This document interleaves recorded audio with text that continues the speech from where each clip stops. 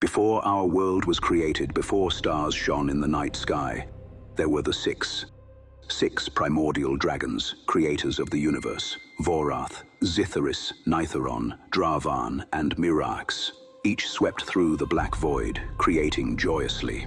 But soon that joy turned to pride, and pride to jealousy. One by one, they each came to believe their creations were superior. They battled when their paths crossed. Among their earliest works was the first world, Avis. It was unlike any other, for it orbited neither sun nor moon and stood apart from the flow of time. From afar, it shimmered like a dream, ever shifting and radiant. Its people, the Avian, were formless beings of essence. They could shape themselves into light, flame, or shadow, and wove cities of crystal that pulsed with their thoughts. The Avian called themselves kin to the dragons. Though weaker, they too could shape the world in small ways, giving breath to life upon barren lands. In themselves they saw freedom, the will to become anything. But two of the primordial dragons turned their gaze upon Avis.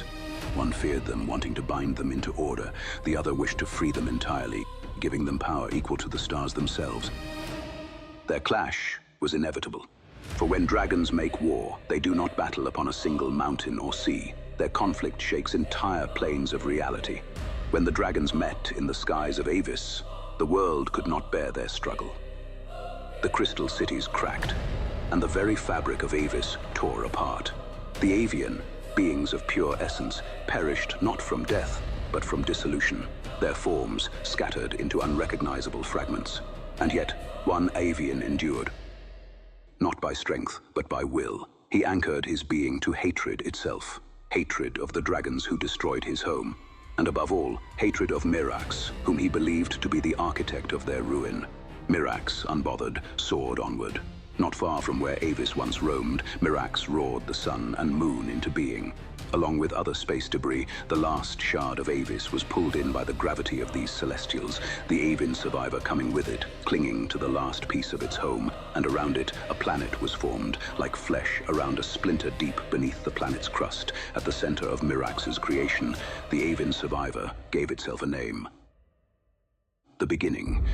For his people were the first, and he took on that title, for he vowed to create a new perfect world without the dragons, the seed of destruction hidden within creation. Mirax saw the flaws in Avis, knowing no creation should believe themselves to be gods. So he created humanity, simple-minded material creatures. And after this creation, Mirax, for the first time, grew tired. He sank into the deeps of the earth and slept. So too did the Beginning slumber, his hatred festering, yet too weak to rise against his foe. For millennia, only humans walked the world, oblivious to the powers that rest under their feet. The Beginning mourned, alone, buried, its homeworld destroyed. And then, it awoke.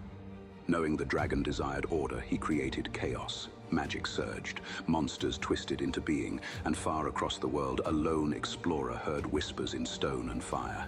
He found Mirax, and from dragon to disciple, knowledge passed. Thus was born the Order of the Moon and Sun. But the Beginning was not done. It reached across the dreaming world, searching for a physical vessel of rage, and it found one, the outcast son of Lord Bane Tybalt. In dreams, he was drawn to the Lake of Morning, and there he was remade on the island that is now called Eldrathis. He became Necralton, harbinger of the Beginning's will.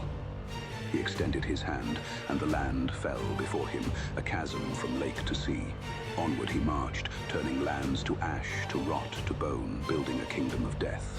Necros, the Beginning pouring power into him to defeat the one who had taken his home. And then Mirax rose. Clawing through stone east of Acaldria, the dragon met the one who had disrupted his order. For days they battled. For days the skies screamed. But Mirax was not prepared to battle such a foe. Necralton struck down the dragon's shattering mind and memory, forcing Mirax into a mortal form.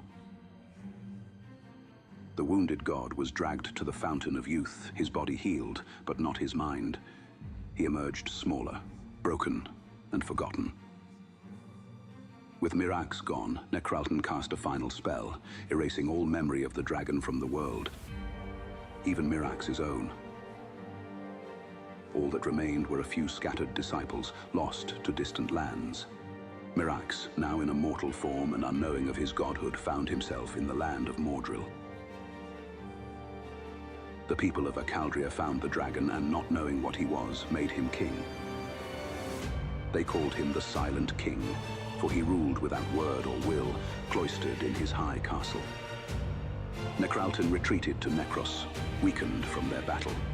For hundreds of years, the forces of Mirax, now the Silent King, fought a new foe, the warlord Bane Tybalt, who had his own quarrels with the new king. In time, Necralton rose again, but so too did a champion rise. Theopolis, born on the same blighted island as Necralton, shaped by the same storms, serving Acaldria, guided by the Silent King. Across the ruins of Mordril, their duel carved history into the earth. And in the final hour, Theopolis raised his blade to the heavens. The sun broke through the clouds. Light crowned him. And in a single stroke, swift as judgment, Necralton fell, his form scattered to dust and shadow. Necralton had been undone, but the beginning had not. For the beginning had emptied its strength into its vessel. Now weakened, stripped of form, clinging to existence, it sank back into the dark. Not destroyed, only diminished. As Acaldria healed and songs of peace returned to its halls, the beginning whispered. Its voice drifted like a chill wind across the world. Any who sought power would find him. And he was found. In the caverns beneath Eldrathis, a ragged remnant of Necralton's followers, the Veilborn Covenant, answered the call. The beginning filled their minds with visions of a perfect world. A world remade, and the Veilborn swore their lives to the dream. But power was scarce. The beginning was weak, so it chose subtlety over conquest, whispers over war. A servant woman stepped forth, one loyal and fearless. To her, the beginning gave a sliver of its essence. Small, poisonous, potent. And with that gift came a single command: taint the bloodline of Theopolis. Corrupt the only line capable of ending me forever. The woman shed her skin like a serpent. She became beauty incarnate, soft of voice, radiant of form, every step a lure. Theopolis, now an aged hero and weary of glory, knew nothing of her true nature. He welcomed her into his home. He welcomed her into his heart. And under a quiet sky, she bore him a child. Into that child flowed two great powers: the blazing fire of the sun, heir to Theopolis's holy light, and the cold hunger of the void, seed of the beginning's hate.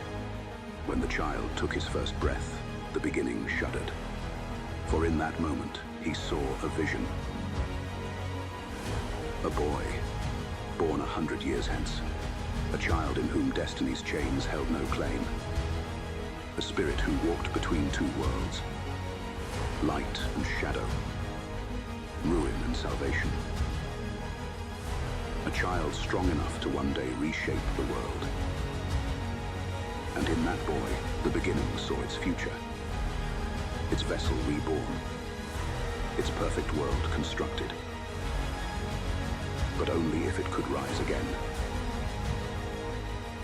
Only if it could gather strength. Only if it could reach him first.